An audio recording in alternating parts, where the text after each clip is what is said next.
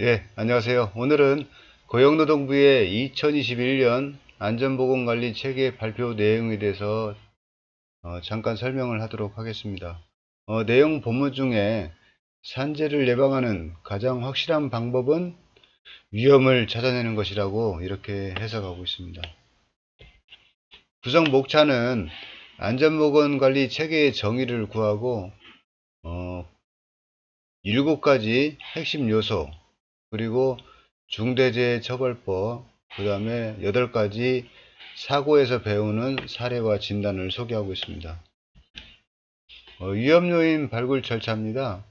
위험요인은 위험 장소와 위험 작업을 조사할 때 반드시 해당 작업 공정에 작업자가 참여를 해야 됩니다. 그래서 위험 장소와 위험 작업을 기계, 기구, 설비, 유해인자 등 아차 사고와 연계해서 파악을 해야 됩니다. 그래서 전체적으로 공정을 파악하고 있어야 그 위험 요인을 발굴할 수 있는 상태입니다. 그리고 작업 환경이 수시로 변하는 건설 현장은 위험 요인을 적기 파악하기가 상당히 어렵습니다. 그래서 위험 장소와 위험 작업을 공정의 변화에 맞춰서 실시간으로 파악을 해야 되는데요. 예시를 보면은 계획 설계 단계에서는 발주자, 설계자 측면에서 위험 요인을 검토를 해야 되고요. 작업 전일은 단위 작업별 사전 위험 요인을 일일 확인해야 됩니다. 상당히 좀 건설 현장 같은 경우는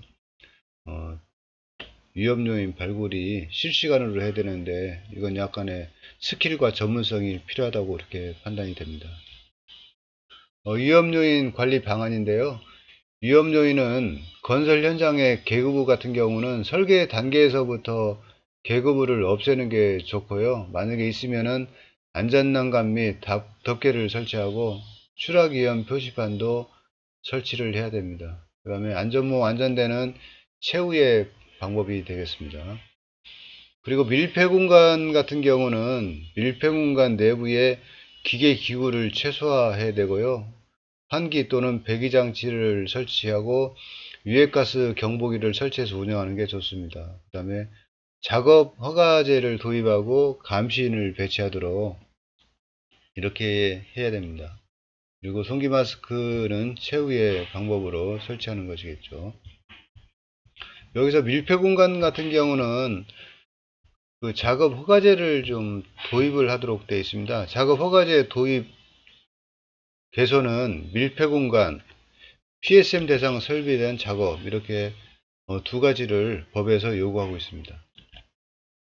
위험 등급 및 관리 기준입니다. 위험 등급은 회사별로 위험의 정도를 구분해서 위험이 높거나 낮거나 한 거에 작업 특성을 고려해서 맞춤형 안전관리를 하라는 취지로 이렇게 해석을 하고 있습니다.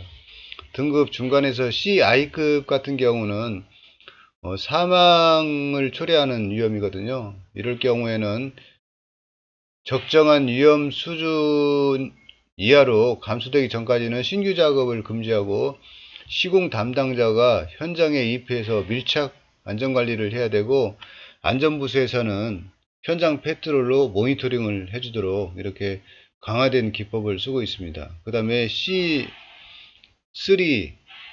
수준은 약간의 경미한 위험인데요. 이거는 툴박스 미팅으로 자체 관리가 가능하다고 이렇게 판단하고 있습니다. 작업 허가서 내용인데요. 협력업체가 작업 전날 작업 인원, 장소 및 작업 방법을 적은 작업 허가서를 제출하고 관리감독자는 충분한 검토 및 현장 확인 후 승인을 하도록 이렇게 하고 있습니다. 그래서 용접 작업 같은 경우는 화기작업 허가서가 필수적이고요. 이 작업에서 크레인이나 중장비 작업을 한다면은 중장비 작업 허가서와 고소작업 허가서를 추가로 제출해야 되고, 이에 따른 작업 계획서도 제출을 해야 됩니다. 그리고 이제 작업 당일에는 작업 전 안전 미팅이라고 해서 툴박스 미팅에서 작업자들과 작업 내용, 위험 요인을 공유하는 시간을 가져서 안전관리를 철저히 이렇게 시행을 해야 됩니다. 그 다음으로 이제 위험 신고 제도가 있는데요. 잠재 현장의 위험 요인을 발굴하기 어렵기 때문에 근로자, 일용직 이런 분들로부터 위험을 신고받고 있습니다. 그래서 두 가지 방법이 있는데, 툴박스 미팅 때는 작업 시작 전 현장에서 소규모로 실시하는 안전회의입니다. 이 회의를 통해서 안전한 작업 방법이 무엇인지 가급적 전원이 합리적인 방법으로 결정을 하고요. 이 과정에서 위험 요인, 안전 절차 등을 교육하는 이런 과정이 되겠습니다. 그리고 오른쪽은 안전 제한인데요.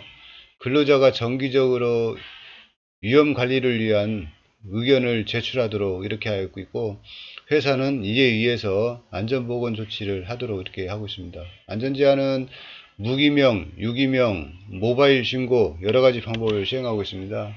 요즘은 회사별로 안전신고를 활용해서 작업 중지에까지 연계되는 이런 좋은 제도를 많이 운영하고 있습니다. 본 책에서 본 문구 중에 의미 있는 문구를 3가지 적어왔습니다. 사고를 겪고 나니 현장이 보였습니다. 안전보건관리 체계 다시 시작합시다. 좋은 문구입니다. 위험작이 많은 수시 도급 사업은 빈틈없는 관리로 안전사고를 예방하여야 합니다. 소규모 수시 간헐적 공사업체가 안전보건관리 체계에 취약합니다. 그래서 소규모 협력사 같은 경우는 위험작업을 빈틈없이 이렇게 관리를 해야 됩니다. 그리고 마지막으로 산재를 예방하는 가장 확실한 방법은 위험을 먼저 찾아내는 것입니다. 위험을 찾아내지 않으면은 많은 안전 투자와 안전 대책이 쓸모없는 대책이 되고 맙니다. 먼저 위험 요인을 찾아내어야만 안전 대책을 강구하고 안전을 확보할 수 있습니다. 예, 이상으로 마치도록 하겠습니다.